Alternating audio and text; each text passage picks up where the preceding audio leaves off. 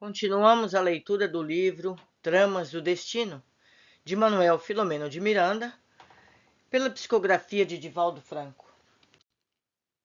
Martírio de esposa e mãe. Dona Artemis não conseguia refazer-se dos sucessivos choques.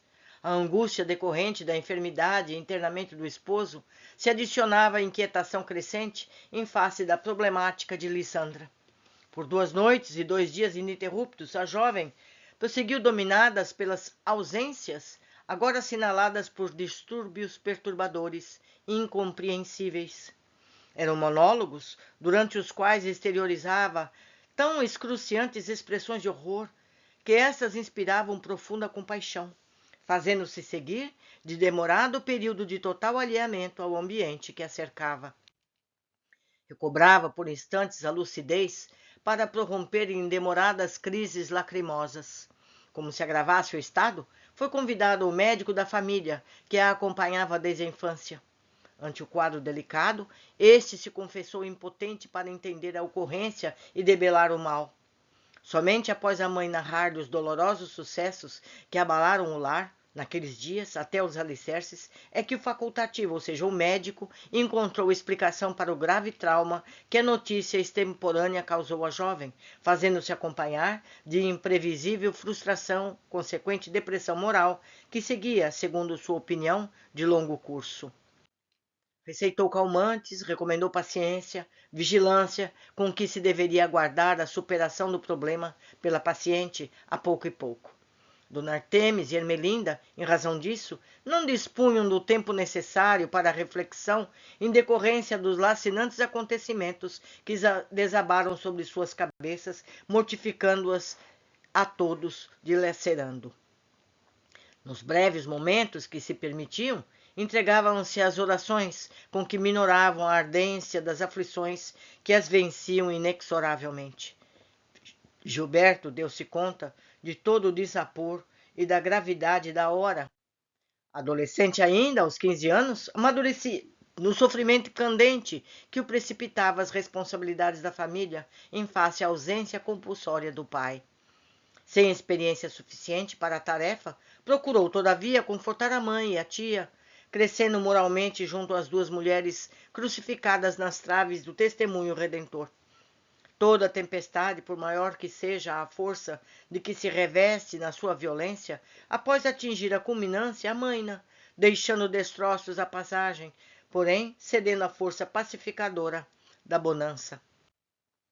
Decorrida uma semana de dores e apreensões, o lar readquiriu o aspecto anterior, onde agora a melancolia substituía aos poucos sorrisos e saudade, envolvia as tristezas dos corações. Nesse interim, chegou a primeira carta do querido ausente. Não era uma carta de esperança ou de consolação. Ainda traumatizado profundamente, o esposo e pai amargurado, embora esforçando-se por ocultar o estado terrível em que se debatia, narrava as ansiedades do coração, a imensa revolta ante o golpe sofrido. Por fim, sem essa humildade que enobrece as almas que são superiores, declarava taxativo: se eu descobrir que contaminei algum dos meus amados, não suportarei a infame desdita. Este será então meu último dia de vida na terra. Estarrecia outras considerações de dor. Entre magoado e aturdido, qual náufrago sem arrimo, em noite de tormenta, sobraçando o desespero. No conteúdo de ácido e fel havia o amor corroído pelo desaire, quando se poderia ser o lenitivo para todos os sofrimentos e o sustentáculo para as fraquezas. Os conceitos torpes das pessoas, sem uma forte convicção em Deus, extraviam-se, entorpecem-se, mesmo quando sustentados por ideais legítimos, por lhe faltarem a seiva essencial que programa a causa excelsa.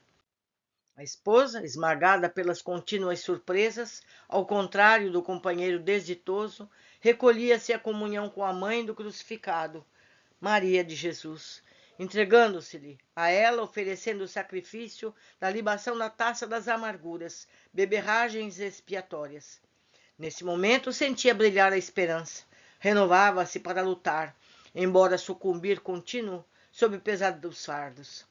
Atendendo à notificação do serviço de saúde, no tempo próprio, apresentou-se com a família às autoridades sanitárias para os exames de praxe, cujos resultados lhe seriam comunicados posteriormente.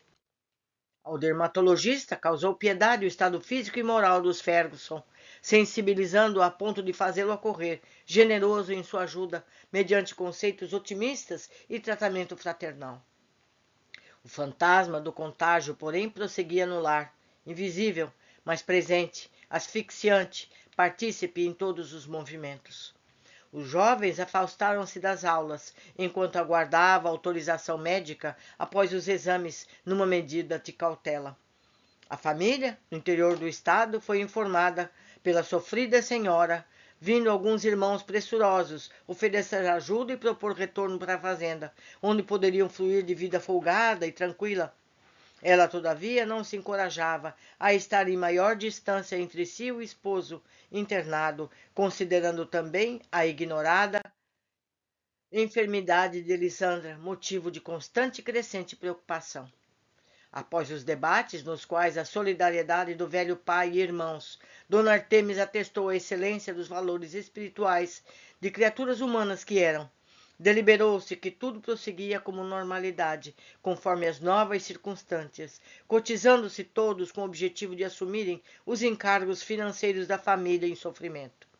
Gilberto impôs-se a necessidade de trabalhar durante o dia, transferindo os estudos para a noite. Todos aguardariam amanhã, conforme as decisões da divina vontade.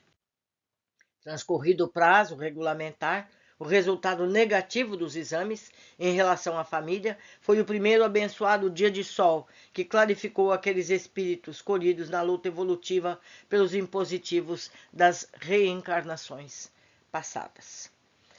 Meus amigos, um pouquinho de esperança. Até então, todos sadios. Vale lembrar que, como foi dito em capítulos anteriores, o mal pode levar 20 anos para se apresentar. Vamos ver o que dizem os capítulos seguintes. Por hoje ficamos aqui. Aguardo a todos na sequência do nosso estudo.